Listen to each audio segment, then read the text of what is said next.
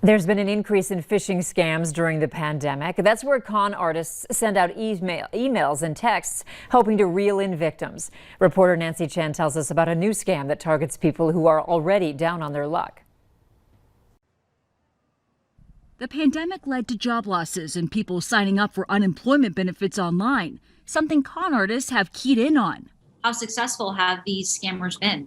Oh, these scammers have been very successful. Unemployment fraud like this is happening all across the country in every state. Steve Reagan is with Akamai Technologies and recently uncovered a fake New York unemployment website that looks like the real thing. It's since been taken down, but Reagan created this one to show us how it worked. Scam artists send a text or email directing jobless workers to their website. After a username and password are entered, the fake site asks for their mother's maiden name and PIN number. Once the information is entered, users are actually sent to the real New York page. Do people who enter in their personal information on these fake sites even realize that they've been scammed? No, they do not. By the time the scam is over, in fact, it forwards you to the real domain and you'll never notice. But the scam artist now has the info and can log on as the unsuspecting victim and find even more personal information. Everything that a criminal would need to commit fraud using your identity. Last year, the FBI received almost 250,000 complaints about phishing scams, with people losing around $54 million.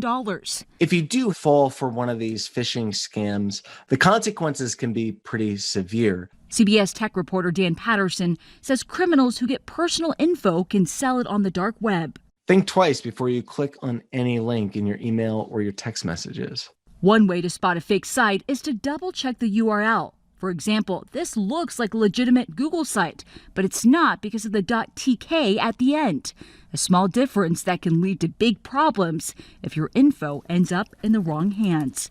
Nancy Chen, CBS News, New York. Former baseball star Alex Rodriguez and e-commerce mogul Mark Lowry are buying the NBA's Minnesota Timberwolves.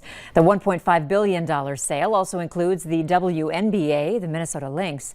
Current team owner Glenn Taylor will maintain control of the team for the next 2 years, while Rodriguez and Lowry come aboard. One social media platform will let users know about vaccine eligibility in their state. Next on Valley News Live at 5, how you can view appointments in your age group.